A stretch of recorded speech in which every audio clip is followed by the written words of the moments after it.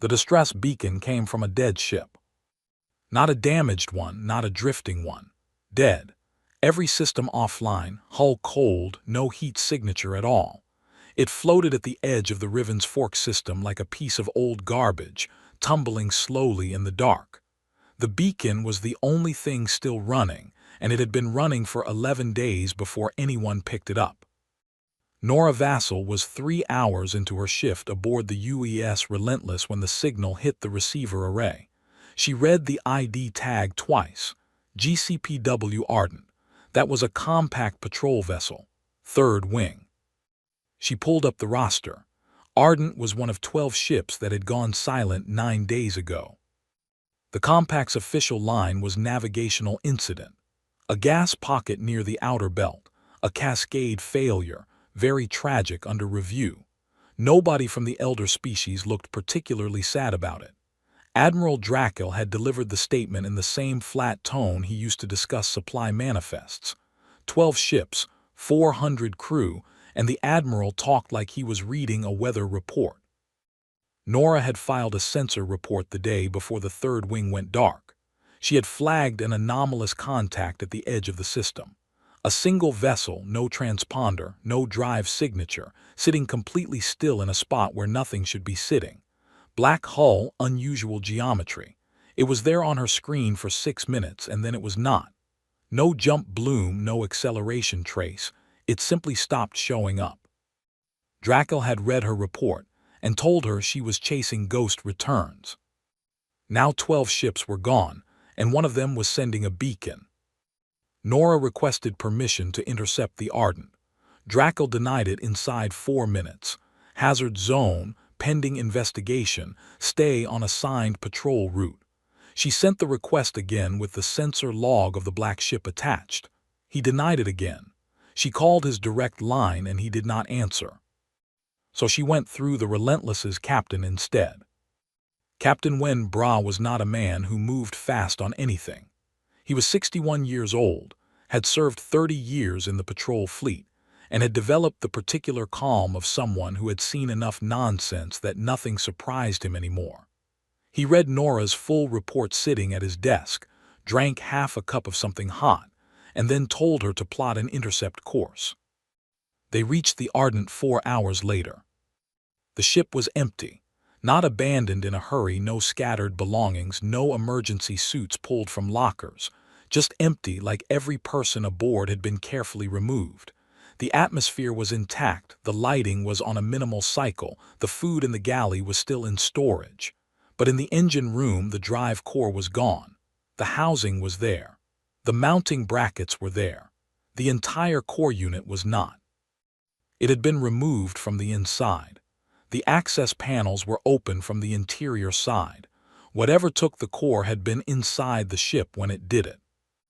Bra stood in the engine room for a long time without saying anything. Nora found something else. On the floor of the core room, in the space where the drive unit had sat, there was a small object, roughly the size of a closed fist, hexagonal, made of something that was not quite crystal and not quite metal. It caught the light strangely. When she picked it up, it was warm. She bagged it and logged it in her personal record rather than the ship's manifest. She did not fully know why she did that. Something about the way Drakel had responded to every piece of information she had shared with him made her careful.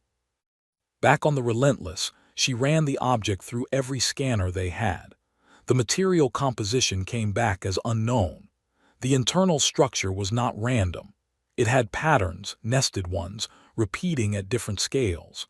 Her instruments could read the structure but not explain it. Whatever the object was made of did not match anything in the compact's material database. She sent a single coded message to her sister, who worked in university records on Orion Station. She asked her to look up any research papers about crystalline objects recovered from shipwrecks in the Riven's Fork region over the past 50 years. She worded the message like a casual question. Her sister replied 6 hours later. She had found 3 papers, all authored by the same person, a salvage operator named Davin Cole. The papers were short, technical, and had almost no citations because nobody had followed up on them. The last paper was 22 years old. After that, nothing. Cole had simply stopped publishing. In that last paper, Cole had written one sentence that Nora read 4 times in a row. He wrote, "The objects are identical across all recovery sites, which means whatever is leaving them is using the same process every time, which means it has done this before, many times, and it knows exactly what it is doing." Drakel's office sent a formal notification to the Relentless that same evening. Commander Vassal was being reassigned to Compact Joint Intelligence, effective in 72 hours. Administrative position, they said. Desk work. Bras showed her the notification in his office, and did not pretend it was anything other than what it was. Nora looked at the message, and then looked at the small, warm object sitting in her evidence bag on the desk between them. She asked Bras if she could keep it off the official manifest until she reached her new post. He looked at it for a moment, then looked at her and told her he had not seen anything on that desk tonight. She thanked him, picked it up, and walked out. Joint Intelligence Headquarters smelled like recycled air and old carpet. Nora's new desk was in a room with 11 other desks, most of them occupied by people staring at screens with the focused expression of someone who had stopped expecting anything interesting a long time ago.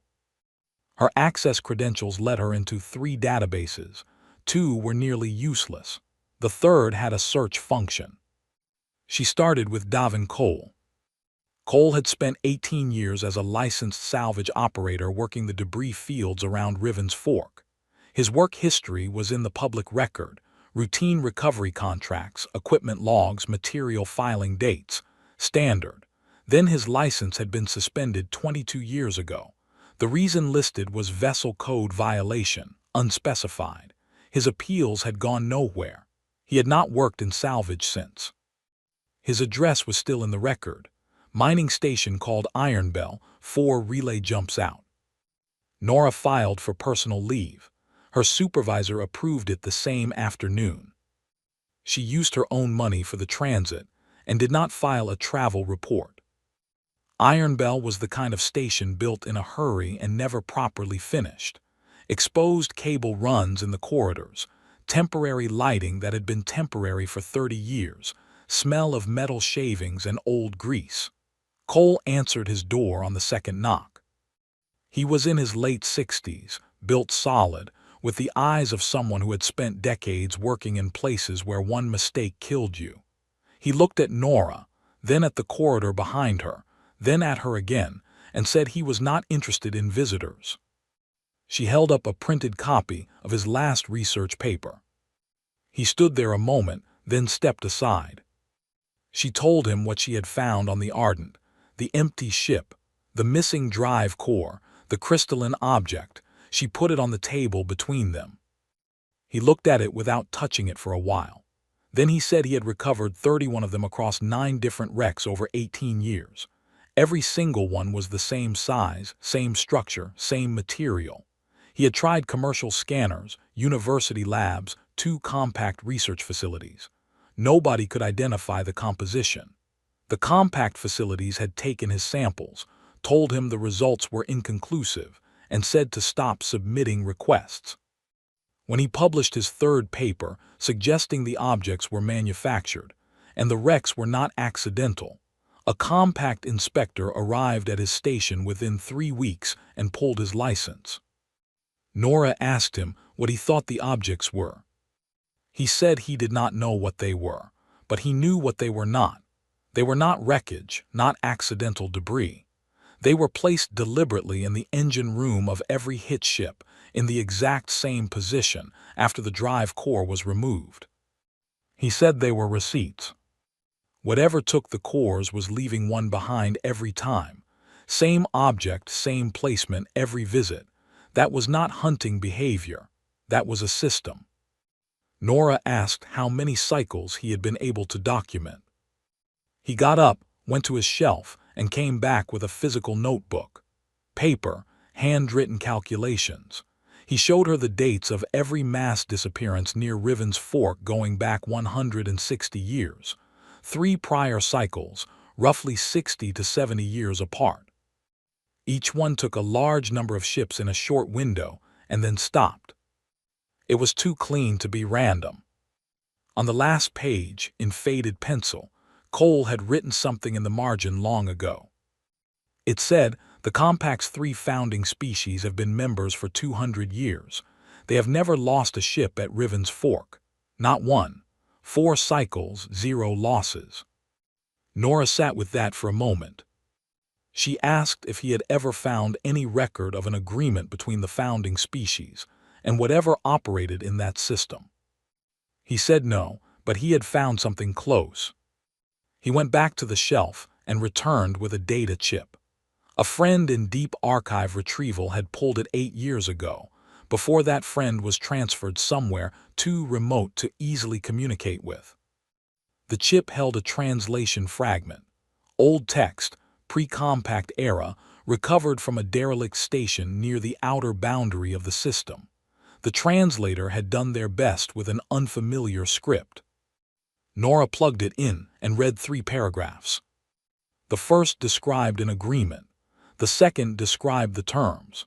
The third described what happened to species that attempted to exit the system during an active collection period. She read it twice and felt the quiet drop of something she could not unfeel. The founding species had not avoided Riven's Fork by luck or by superior navigation. They had made a deal. They had agreed to direct the harvest toward newly admitted member species during those species' first century of membership. Every cycle that had hit humanity since they joined had hit them, because someone with more seniority had agreed to let it. Humanity had been a member for 89 years. In 11 years, the treaty exemption ran out. She asked Cole if he was safe on Ironbell. He said he had been safe for 22 years, because nobody at Joint Intelligence thought he knew anything useful. She looked at the object on the table. Small, warm, identical to 30 others he had pulled from dead ships. A receipt from something that had been running the same collection route for longer than any living species could clearly remember. She picked it up, thanked him, and stood to leave. He told her to be careful about who she talked to at the compact level, not because they would disagree with her, because they already knew Nora did not go to Drakel's office with a theory. She went with documentation. She had the sensor log of the black ship. She had Cole's notebook, photographed page by page. She had the translation fragment from the data chip. She had the dates of 4 harvest cycles going back 160 years, cross-referenced against compact membership records showing not one founding species vessel lost in any of them. She laid it all out on Drakel's desk in printed form, organized, clear, with a 1-page summary on top. Drakel read the summary. He did not touch the other documents. He told her the translation fragment was likely a forgery. He told her Cole's cycle data was speculation built on incomplete records.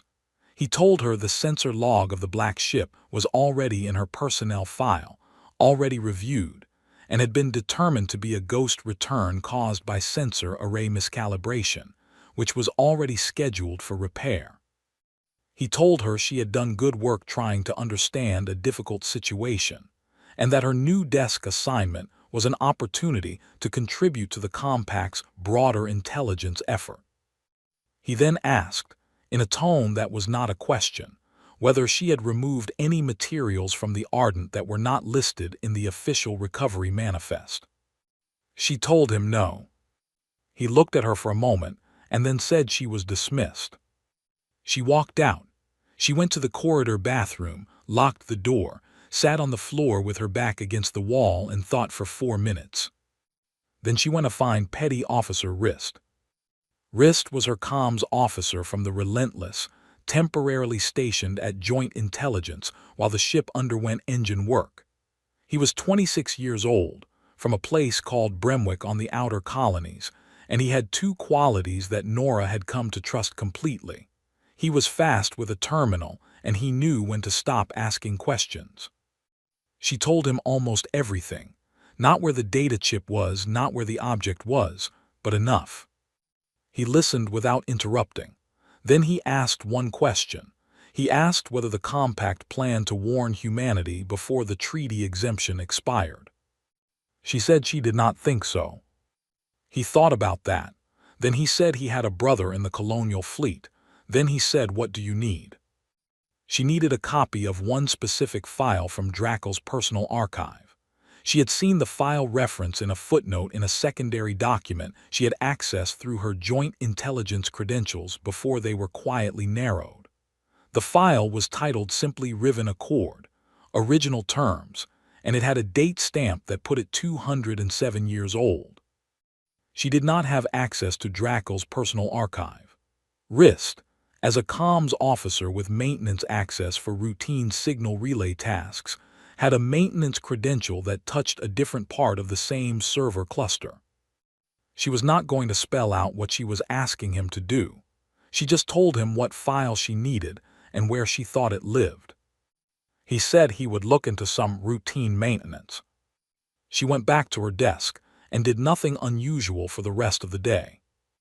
Rist put the file on a physical chip and slid it into her hand during a corridor pass the following morning, the way people hand off things in corridors when they have thought about whether to do it and decided yes. She read it that night in her bunk with the screen on minimum brightness. The Riven Accord was not a long document. It was 4 pages. The language was formal, old, translated from whatever the founding species used 2 centuries ago, but the terms were not complicated. The entity at Riven's Fork would limit its collection activity to 1 cycle per generation, defined as 60 to 70 years. During each cycle, it would harvest drive cores and biological samples from no more than a defined quota of vessels. In exchange, the compact's founding species would not attempt to interfere with the collection and would actively redirect the harvest toward member species holding provisional status, defined as species within their first 100 years of membership. There was a clause at the bottom that Nora read 3 times. It stated that any member species that became aware of the Accord's terms and attempted to share that information outside of the Founding Species Council would be in breach, and the founding species reserved the right to address that breach through internal compact disciplinary mechanisms. She put the screen down and looked at the ceiling. She now knew 3 things with certainty. First, the compact had been handing human ships and human crews to an ancient automated system for 89 years, with full knowledge of what was happening. Second, in 11 years, that protection would expire, and whatever came in the next cycle would hit humanity directly, and humanity would have no idea why. Third, she was in breach of the Accord right now, just by having read it. She got up, pulled out the evidence bag with the crystalline object, and held it in her hand for a while. Small, warm, hexagonal, a receipt from something that had been collecting for centuries. She thought about Drakel's face when he asked if she had removed anything from the Ardent. Then she thought about what Rist had said about his brother in the colonial fleet. Then she started writing a message to humanity's civilian government. She wrote it carefully. She wrote it twice. She put it on a chip and gave it to Rist the next morning and told him to get it out through a civilian relay, not a compact channel. He said he already knew a way. That afternoon, MPs arrived at her quarters. They were too late by about 6 hours. Humanity's Joint Fleet Command met in emergency session on a station that did not officially exist on any compact map. The room had 17 admirals in it, 1 civilian liaison, 1 intelligence director, and Nora Vassal, who had been extracted from compact custody 11 hours earlier in an operation that was less dramatic than expected. The compact had 6 guards on her. Humanity's extraction team had used a maintenance access shaft, a falsified work order, and a trolley of cleaning equipment. The guards spent 6 hours locked in a storage bay before anyone found them. The official report from the compact side described it as a security procedure failure. Nobody on the human side corrected them.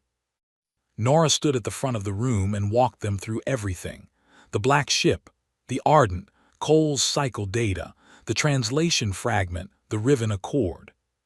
When she finished, the room was quiet for a moment. Then it was not quiet. 11 of the 17 admirals wanted to pull humanity's fleet assets away from Riven's Fork entirely, notify the compact that humanity knew about the accord, demand renegotiation through formal channels, and wait. The argument was reasonable.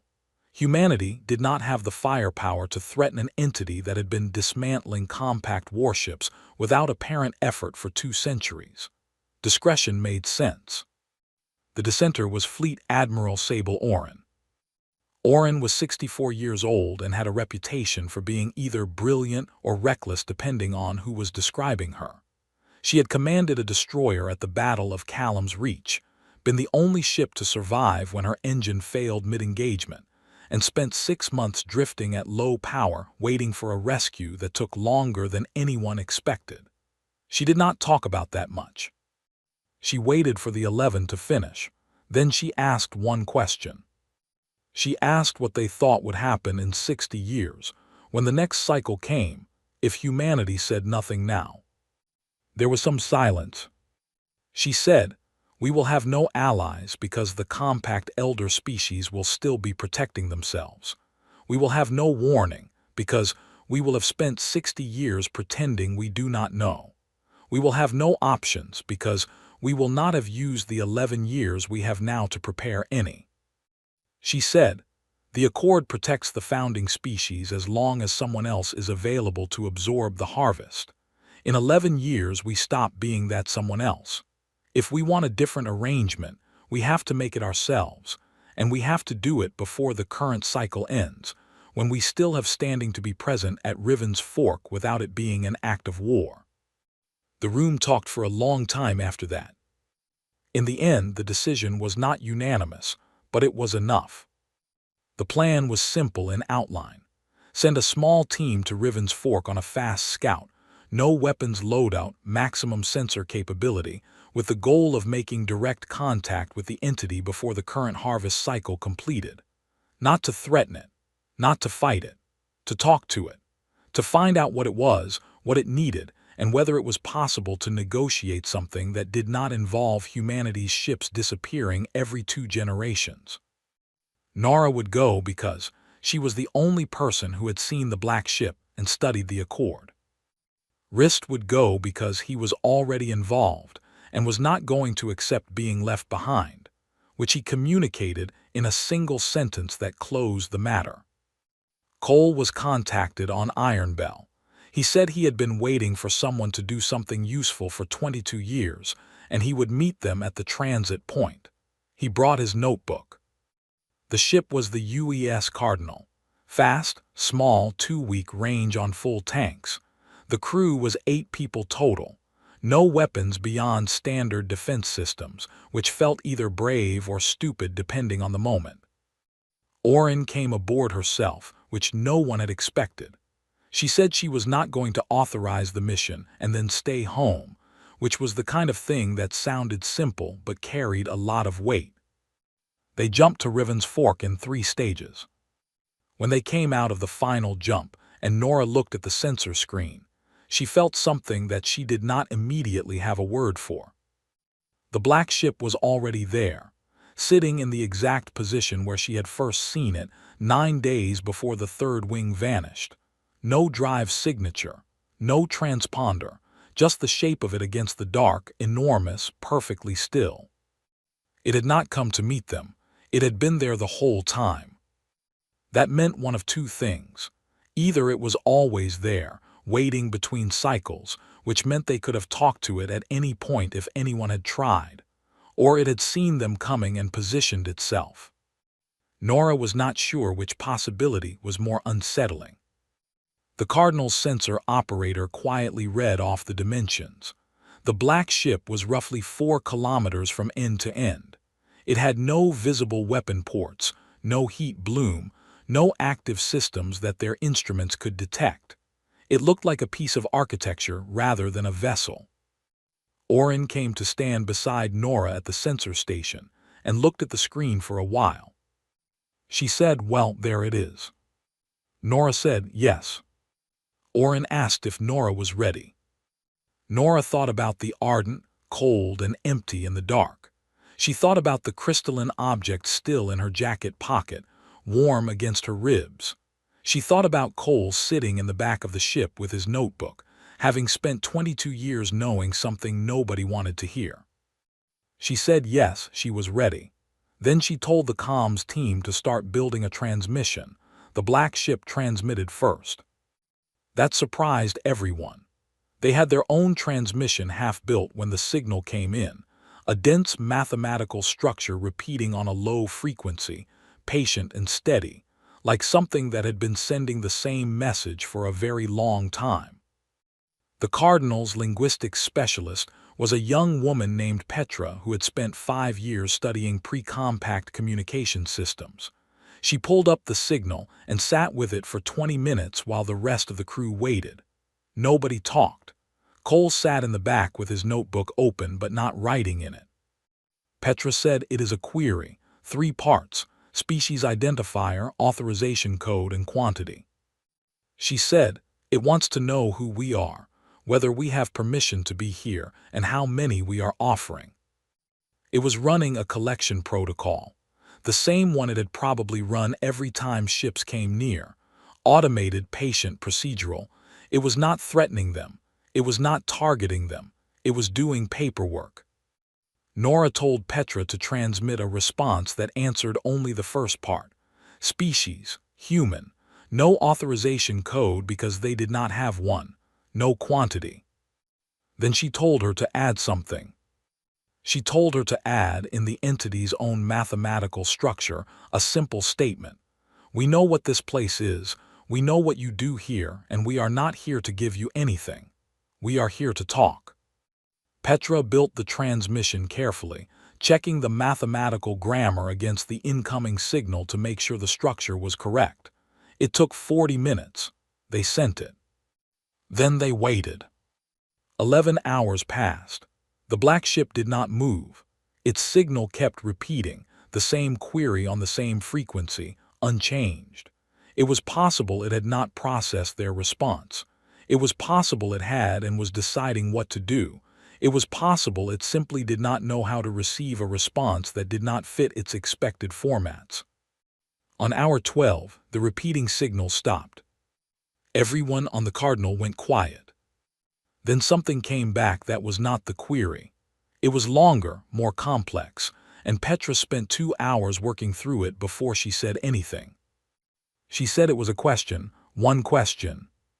It said, if you are not offering, what are you here for? Oren looked at Nora. Nora looked at the screen. Cole from the back said that was the most promising thing he had heard in 22 years. What followed was not a fast conversation. Each exchange took hours, sometimes most of a day.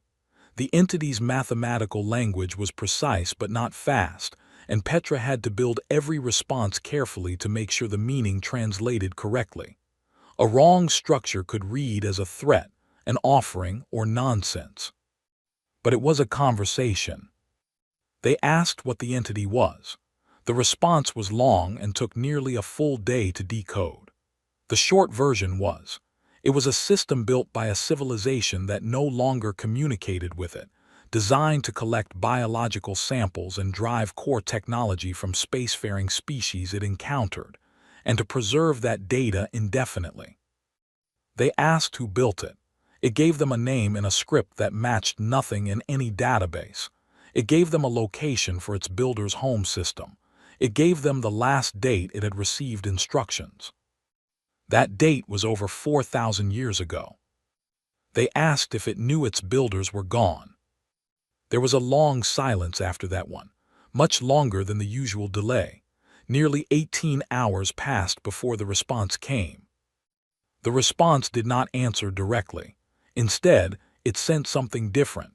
It sent the Cardinal a coordinate, a single location inside the Riven's Fork system, deep inside the gas giant at the system's center. And then it asked another question. It asked, if a system is built to preserve, and the things it was built to preserve for are gone, does it continue? Cole put down his notebook. He had not written anything in it for 2 days. Nora sat with that question for a long time. It was not a philosophical riddle. The entity was genuinely asking. It had been running the same collection protocol for 4,000 years. And now something was asking it questions it had not been programmed to answer, and it was trying to figure out what those questions meant. She thought about the Compact's founding species, who had found this thing 200 years ago, and immediately decided the best move was to look away and push other people into the path of it. She thought about the treaty they had written to make that look tidy. She thought about what it meant that this thing, for all its size and age and the ships it had taken, had never fired a weapon at anything. It collected, it preserved, it left receipts, it asked questions when questions were asked of it. She wrote the response herself and handed it to Petra. It said, yes, a system built to preserve should continue, but what it preserves and why can change if the right question gets asked. And then she wrote, we want to show you what you have been preserving and what we think it means and what we think you should do with it. But first we need to tell you something about the people who built you. Petra read it, looked at Nora, and asked if she was sure. Nora said yes. Send it, telling a 4,000-year-old machine that the civilization which built it was dead took 4 hours to transmit and nearly 2 days to get a response to. Petra had to build the transmission slowly, making sure the mathematical structure was not ambiguous. The concept of extinction did not have a direct equivalent in the entity's language. She had to build it from component ideas: builders, last message, time elapsed, silence, absence. Each concept had to be grounded in data the entity could verify. She used the date of its last instruction set. She showed it the gap between that date and now. She walked it through the silence. Then she transmitted. They waited. 31 hours later, the response came. It was the longest thing the entity had ever sent them. Petra worked through it in pieces and called Nora over every hour or so to show her what she was finding. The full translation took most of a day. It was not anger. It was not denial. It was something that mapped, as closely as Petra could render it, to the process of checking every assumption you have ever operated on and finding most of them no longer applied. The entity had been collecting biological samples and drive cores because its builders wanted preserved records of spacefaring life, to be held in trust for review when the builders returned. It had been running a return-arrival protocol every cycle, scanning for the builders' specific transponder codes, and every cycle finding nothing. It had logged each cycle's scan as incomplete and continued operating. It had not concluded from those failed scans that the builders were gone. That possibility was not in its original instruction set. It had simply kept scanning and kept collecting. At the end of the translation, there was a single query. It said, what should be done with what has been collected? Oren was standing next to Nora when Petra read that out. She said nothing for a moment. Then she said, well, that is the question. Nora had been thinking about it since the previous day. She went to the back of the ship, where Cole was sitting, and talked it through with him for about an hour. Cole said that in all his years of pulling wrecks apart at Riven's Fork, the one thing that had stayed with him was the objects, the receipts, because something that careful, that consistent, that precise, over 4,000 years was not just collecting. It was keeping records with genuine care. He said, whatever that archive is, it is probably the most complete record of spacefaring life in this part of the galaxy. Every species the thing has encountered for 4 millennia. Drive technology, biological data, trajectory information. The wreckage left behind was just the housing. The thing it actually took was the data. Nora went back to Petra and told her what to transmit. She said, the people who built you wanted to preserve knowledge of life in this part of space. They are gone, but that goal is not wrong. What you have collected is not just cargo, it is a record. We want to help you become what you were always meant to be, which is not a collector. It is a library. She said, We are proposing that you open your archive to study, stop the collection cycles, and let us help you understand what you have and why it matters." She said, "We are not afraid of you. We just think you have been doing the wrong job for the right reason for a very long time, and it does not have to continue that way." Petra sent it. 4 hours later, the entity transmitted the coordinates inside the gas giant more clearly than before, with an access code attached. 6 hours after that, it sent one final message that Petra translated as, "Agreed, pending verification that your species can be trusted with old things." Oren said that was the most reasonable thing she had heard in 30 years of diplomacy.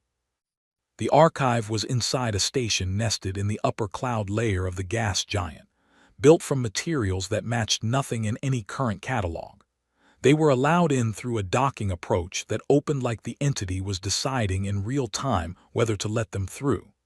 The inside was vast, cold, and full of storage systems that had been running without interruption for 4,000 years without a single failure. Cole walked through it for about 20 minutes and then sat down on the floor and did not move for a while. The data inside covered over 300 distinct spacefaring species, many of them otherwise unknown, drive core configurations that predated the compact's oldest technology by thousands of years, biological records for species that had long since died out, star charts for systems humanity had not yet reached. It took 3 months to begin cataloging what was there. The compact's response when humanity published the archive's existence was immediate and not subtle. Drakel sent 7 formal requests for joint oversight. 6 other elder species councils sent their own requests. There were accusations of unauthorized contact with a protected system, breach of the Riven Accord, failure to report an intelligence finding through proper channels. Humanity responded to each request politely, and at length and agreed to nothing. Nora was promoted to full commander. Oren retired 8 months later with a ceremony that was shorter than she wanted. Cole got his salvage license back. He did not return to Riven's Fork. He said he had spent enough time there.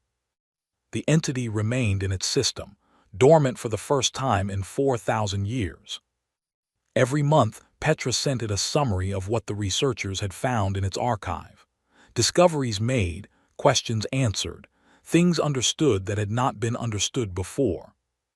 Every month, the entity sent back one word in its mathematical language. It translated the same way each time. "Good."